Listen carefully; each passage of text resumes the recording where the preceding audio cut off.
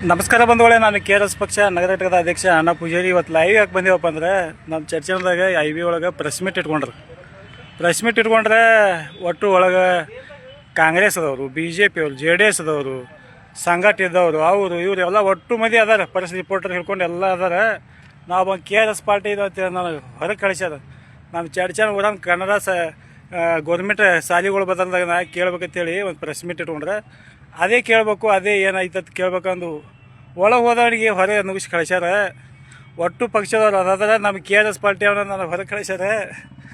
ನೋಡ್ರಿ ಹಿಂಗೆ ನಡೆದದ. ಮತ್ತು ಎಲ್ಲ ಅವರೇ ಅಣ್ಣತಮ್ಮರು ಬೀಗರದು ಅದಾವ ಕಾಣಿಸ್ತದೆ, ಶಾಲೆಗಳೆಲ್ಲ ಸಂಸ್ಥೆಗಳು.